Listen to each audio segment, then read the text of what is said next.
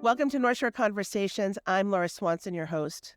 This podcast series is being brought to you by the North Shore Alliance for Economic Development.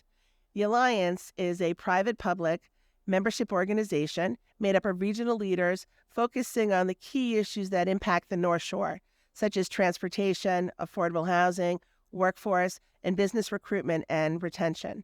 And today, the topic is workforce.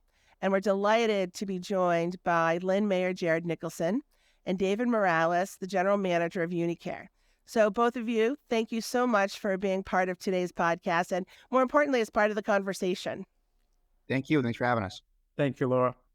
So let's just jump into it by, just sort of starting out asking if you could tell our listeners what you're hearing and seeing about the region's workforce, the job opportunities, some of the challenges, and maybe key industries that are being impacted.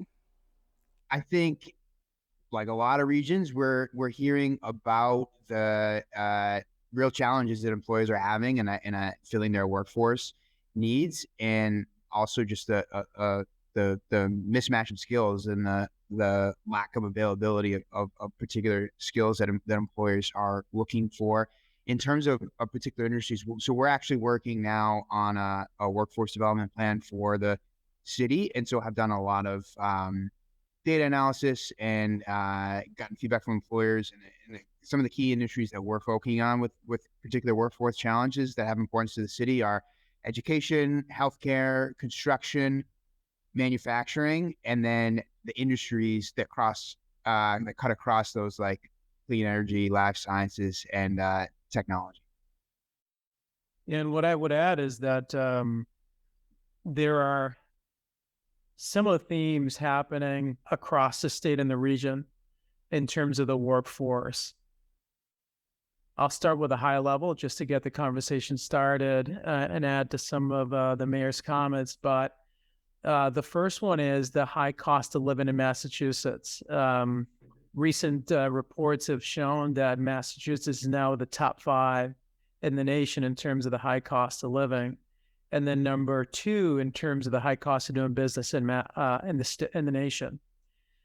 So workforce are dealing with double-digit inflation, no surprise to anybody. They're dealing with high cost of living, which includes housing, transportation, taxation. And 3, an extremely highly competitive workforce environment where employers like us are looking for top talent and competing now not just at a state and regional level, but at a national and international level in some cases for talent. And so those forces are coming together to create some really challenging times, but also opportunistic times for us as employers and corporate leaders and community leaders to think differently about the workforce of the future. Mayor, can you give us some examples of the type of things that you're doing in the city of Lynn to address the sort of current workforce skills, but also sort of planning ahead and looking at what the future skills are going to be? Yeah, absolutely. So I think one of the areas of focus for our efforts around this workforce development plan, which has been in process for about a year and is supposed to wrap up this summer, in terms of future skills, the conversation has been drawn to Lynn Tech. So the city of Lynn is fortunate to have our own vocational technical school within the public school district, which is a tremendous asset, and it's a great opportunity for our students, and has the potential to create more opportunities for more folks. We have a really exciting program at Tech for students from the other high schools to go after school to learn skills.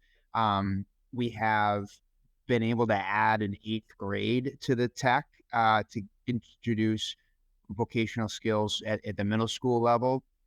We already have a couple adult education programs, some of which have been around for a long time and highly successful, like the E-Team that does machining at Lynn Tech. We think we have the potential to grow some of those offerings and help make more skills training available through that wonderful facilities at Lynn Tech to more people. And so that's certainly going to be an area of focus for us. We're currently have some funding applications into various funding sources to try to make that a possibility. And I also know that the Secretary of Education, Dr. Pat Tutwiler, used to head up the Lynn Vocational Technical School. So really having a match of that on-the-ground experience and sort of being in that key policy-making decision in terms of guiding the future of education along with the future of work, I think is a really unique time for all of us to be really excited about trying to move the needle on that. So, David, from your perspective in your industry, what are the kinds of skill sets that are real that you think are really valuable and important? It's a great question. And big shout out to the mayor in the city of Lynn, by the way. I think tech is an incredible resource. I also know that the mayor's also working on initiatives like early college, which I hope you'll talk about, Mayor. The stuff you guys are doing there is just incredible. So I want to make sure I highlight that. But in terms of our industry, look, there are three segments that are really crucial. And again, I'm only speaking to healthcare specifically, but of course, clinical excellence, nursing, physician services, radiologists, X-ray technicians. Those are jobs that, to the mayor's point, you can get an education in high school, early college, and learn nursing. You can learn radiology technician. You can learn X-ray technicians. Those are well-paying jobs that you can learn in places like Lynn and Salem, et cetera. So from a regional perspective, that's a really good opportunity for all of us here. The second one is quantitative analytics. We're always looking for people that are just really, really advanced with math, Excel, PowerPoint, quantitative skill sets. Those are, in healthcare, those are exponentially important. And they're going to continue to grow in importance with the advent of artificial intelligence and computational needs in our industry. And then the third one, of course, is the service. Outside of clinical delivery services, there are going to be people that need to support physicians in physician offices, people that need support at the hospital level, at the ambulance level. I call those administrative support, whether it's clerks, whether it's critical thinkers that can take notes, that can coordinate and project manage. In healthcare, that's the third spectrum of workforce need in our industry. You know, it's interesting. Throughout this podcast series, talking with prior guests, we've really talked about the interconnection between, say, housing and transportation and workforce. And the thing that I don't necessarily hear a lot about when we talk about workforce is balancing that off with the employer needs, or more importantly, what it's like to do business here in Massachusetts. So sort of connecting those two, like we connect the other components, certainly seems to be an important step as we kind of move forward and not necessarily talking about it in a silo. No, I think it's a great point. And you know, we've had the opportunity as part of going through this process on putting up the plan to do that direct employer outreach. So our team has sat down with about 15 or so employers in the city of Lynn, some of the major ones across industry, so healthcare, manufacturing, and gotten some really great feedback on exactly that point. And I think there's hiring challenges.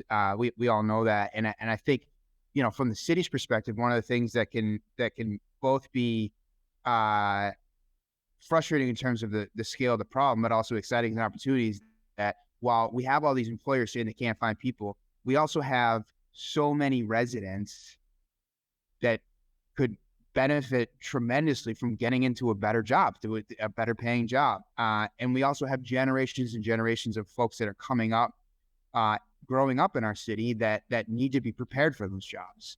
We're about a third the size, in Lynn Public Schools is about a third the size of the Boston Public School. We have 17,000 students almost. And so we really believe that we can be part of the solution. Our community can be part of the solution to the region's workforce needs.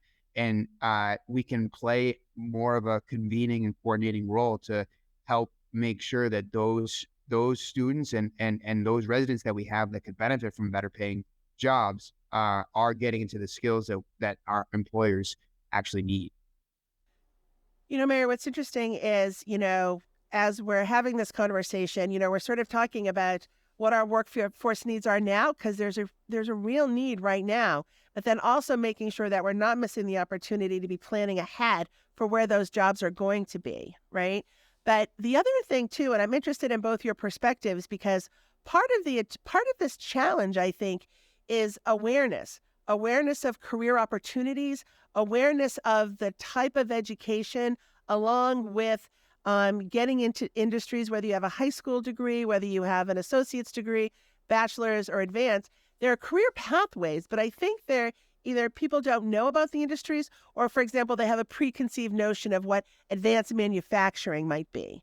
And so, I'm just interested in what your thoughts are about awareness, because you're absolutely right. There are people are currently maybe underemployed that could benefit from opportunities that currently exist, but they don't, people don't know what they don't know. So what are both of your thoughts about what can we do to help create the awareness about these possibilities?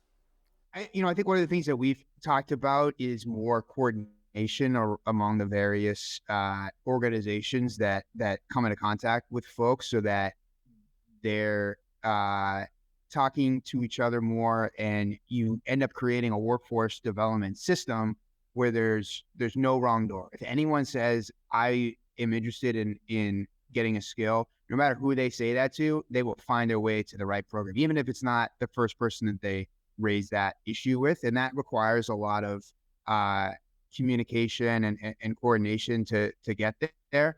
To David's point around what we're doing in Lynn Public Schools, another part of that is getting folks to think about career paths earlier, with their families, and thinking about the Lynn Public Schools as a incredibly powerful organization that comes into contact with all these students and families. And for a lot of folks, it's really their orientation to government and to their new home, for people that are coming from all over the world. And showing the Lynn Public Schools as a preview to those different career paths. With the early college, that program that David mentioned, we have students that are on track to get an associate's degree while they're in Lynn Public Schools. And so, we're moving beyond the paradigm of education as K through 12, and allowing Lynn Public Schools to step into that key workforce development role, while also continuing to deliver all the imperatives of what the K through 12 system has always been charged with. And David mentioned some of those skills that we prioritize. So I think that the coordination is a really big key. David, on the flip side, I was just going to say healthcare used to be one of these great industries where people are like, yes, I want to be part of. No one ever felt that there'd be a pandemic, right? So is there a backlash of people feeling like, gee, I want to get into healthcare, maybe not so much anymore? Well, I'll go to that in a second, but I want to piggyback off the mayor's comments in three ways. One is my high school football coach, David Dempsey, and Lynn used to say to me, if you can't see it, you can't be it. And so I want to second the notion of exposing students early to opportunities. It is transformational, right? Because if you don't know that you can be a CEO or that you can be a nurse or a doctor, how will you ever get into that field, right? So exposure, both in the public school department, but also employers like us taking a proactive role to meet and have a dialogue to introduce students earlier. I think that's really important. So I second that from the mayor. The second thing I'll say is we as employers need to take a more proactive role in connecting with folks like the mayor, like yourself and Loris, why I really like the Alliance, the North Shore Chamber. A lot of the discussions that are happening now are around how do we partner? How do we as employers get engaged? Not to, tell people what's right, but rather to say, hey, how can we be part of the solution and to think differently about the workforce? So I think part of it is a calling on employers and leaders to say, look, we've got to get involved. So I think that's the second one. And then the third one is thinking ahead about the future. computational is going to be crucial, right? It's having a major impact on all of us today. And so we've got to think about, as educators and employers, what should we be teaching our young students regarding computational skills and data skills? So thinking differently about education and how we're doing it is also, I think, part of the discussion.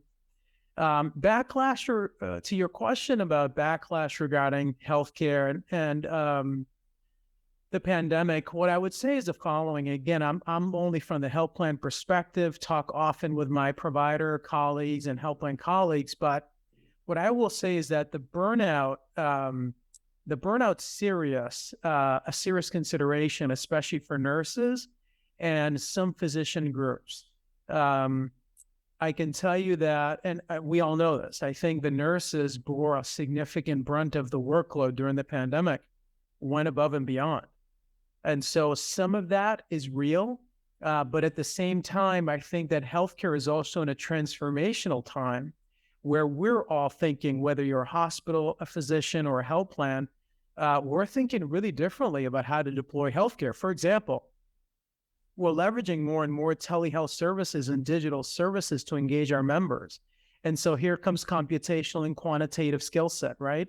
Learning how to think differently and how to use data or technology to leverage it as a solution for healthcare. That's a really unique skill that we should be training people for. So those are creating new opportunities for people with really interesting skills like comp and AI and IT to get into the healthcare space and deploy services in a very different way.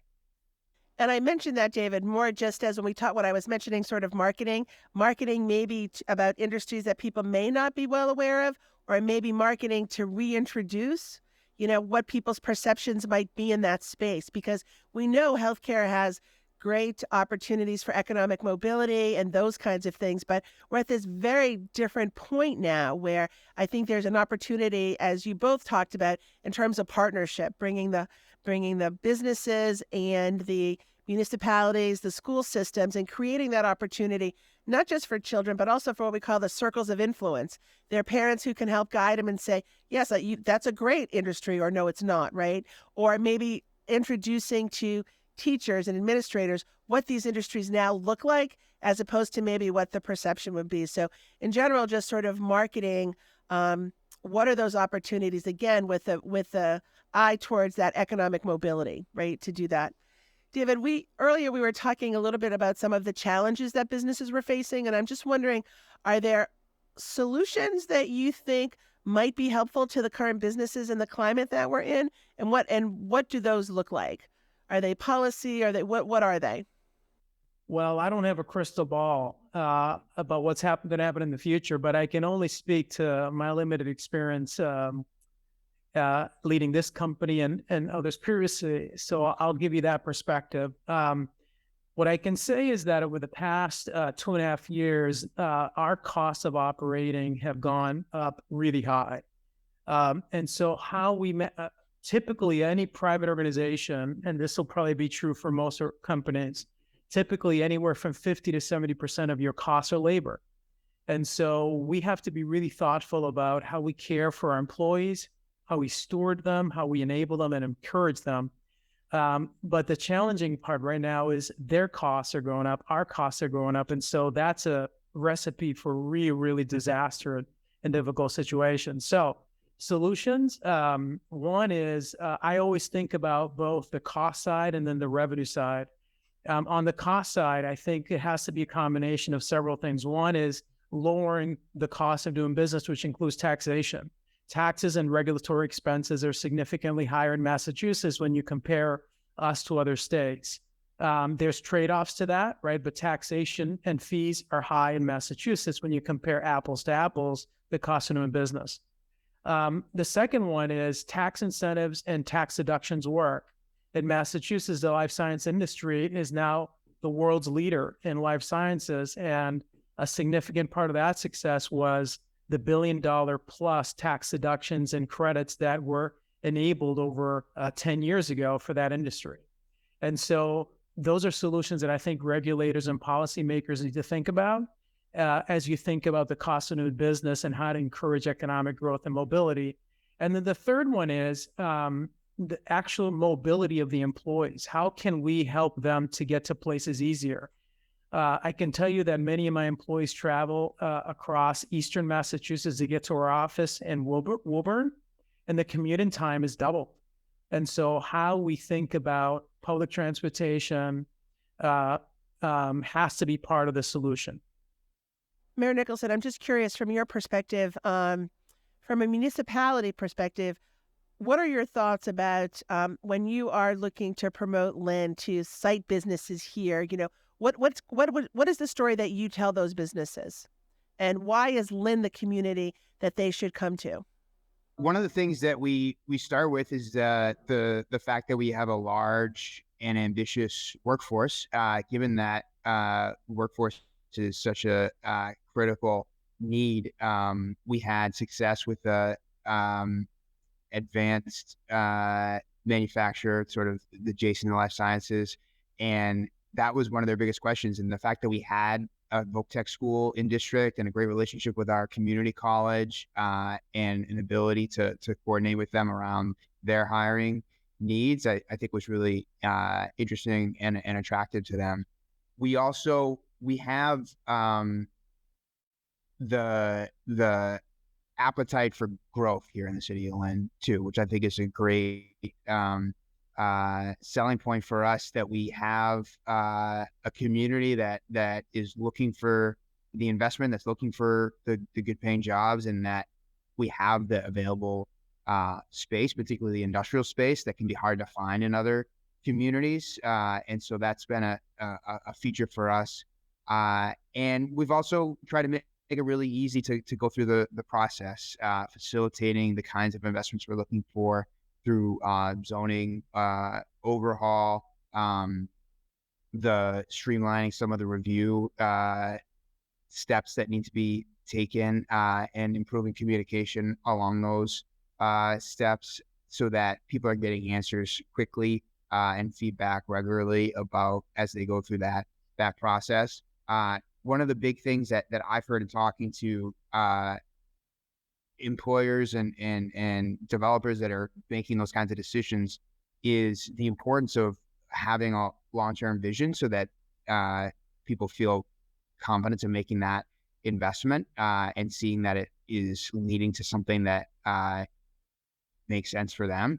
And so we've put a lot of time and attention to a comprehensive plan for the city, a master plan for Lynn, which we haven't had before, over the last year and a half. And that's actually coming before the council at their next meeting. And it's called Vision Lynn. We have a website on with the planning department. And it's, I think, a great articulation of who we are, where we want to go, and sends that message to people who are making that decision about where to go, that this is a community that's ready to grow with them. It's interesting. We always talk when we're talking with businesses, telling them they really should be having conversations with the municipalities to see what is the best fit, what are the opportunities for them to start and grow and stay within that community, which is, I think, what both of you are talking about is this new wave of partnership, that it's really more the necessity now, as we're thinking about, as things are changing, as the workforce is adapting, that having these conversations and these relationships really they're more valuable now, because there's so much unknown in terms of what the new workforce is going to look like, what the workplace is going to look like. I'm just wondering, as we close out this segment, if both of you could talk about the interconnection of housing and transportation and the workforce, right? I know we sort of talked a little bit on the periphery about that, but maybe just letting our listeners know why are we not, taking these individually? Why do we need to look at all of these from a holistic approach?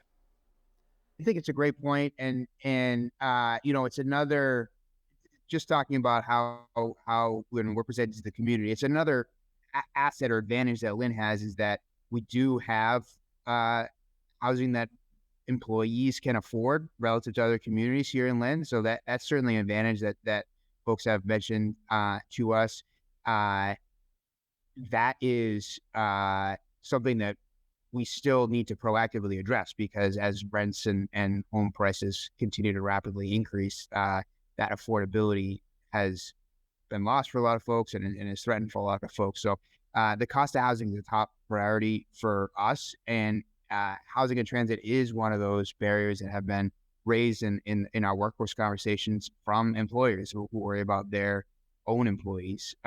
For transit, if you don't have a great public transit system, then folks do not have access to the housing that's affordable and the good paying jobs, as well as the healthcare and the education, and all the aspects of what we're talking about that makes for a successful life and career. If you're cut off from those because you can't get there, it's a huge problem. So we certainly have been pushing for those kinds of transit improvements. A lot of it from the public transport perspective centered around the vision for regional rail system. Right now, there's no way to get from Lynn to Woburn without a car, unless you take a lot of buses or spend a lot of time going into Boston and then back out. But if you had a truly regional rail system, you could make those bigger connections more easily, and then have different options for the last mile. And so we're really like to see our region head in that direction. Yeah, I couldn't agree more. And I know that the mayor and Laura, you guys are, as part of the alliance, having these conversations. I support it. I think the intersection between costs of living is tied inextricably to housing and transportation. So as people, employees think about these situations, how we enable them to have access to affordable housing and easier modes of transportation to get to places of work, that's all going to benefit all of us in the future. So I encourage the conversations you're having, and I want to be a partner in those. And as we move forward, what is for each of you, what is the most important thing in terms of next steps, right? What are some, I don't want to say short-term wins, but what are the things that we should be looking for and really trying to focus on now as we're trying to address those bigger infrastructure, bigger systemic kind of things that are going to be a little bit of a longer lead? From your perspective, what's available now to make a difference? What can we be doing now? What kind of support does municipalities and industry need as we're kind of going through this next phase of this future of work cycle that we're in? I think, I mentioned that we were doing this workforce development plan. So that's like practically our next step. We're going to finish that and share that. And I think a major recommendation about that will be next steps for tech and utilizing that asset more. And we're going to have to add some capacity to that programming for that to work. And so that's going to be a need that we're going to look to others to help us fill, to be able to use tech to its highest potential. Just in terms of a quick win and talking about transit, the ferry is returning to the city of Lynn to go into Boston. It's going to make 5 trips a day. It's commuter ferries during the week. And, we have a lot of work to do to get to a regional rail system that's not just dependent on people coming in and out of Boston, but there's still plenty of folks that do that. And we're really excited about the ferry and what that's going to bring our residents and region. Mayor, what is the season of that? Is it just a summer season? I think it's my understanding that your ferry can go into Boston during the wintertime. Is that right? They're still working out all the details on the final schedule, but it's going to start during the summer mitigation, the summer tunnel closure as part of the mitigation for that in July. And then hopefully we'll run for a significant period of time. That's great. And Laura, what I would say is that first, more conversation so we can understand each other, right? The more that government and enterprise can talk and communicate about what actually helps to employers to create jobs, the more we can help each other understand what helps employers make decisions about their location, about where they want to grow their industry, their businesses. I think that's crucial. And I know that we're having those conversations now. More communication leads to more understanding about each other's needs and how many of us on the enterprise side make decisions about location, costs, et cetera. And then the second one is just before decisions are made, just at least a framework of what will this look like. I know that, for example, I know that the city of Lynn, the mayor's got a ton of work going on, which is really exciting. And I know that he's also already started pulling in people to have conversations about the future. I think that's really helpful. I think that's what's really going to lead employers and government to say, okay, we're now in a partnership. We're proactively talking about what the future could look like. I'm really encouraged by that. Listen, I'd like to really thank both of you for being on this podcast talking about workforce. So thank you so much, Mayor Nicholson and David. Thank you for joining us today. Thank you, Laura. Thank you, David. Take care.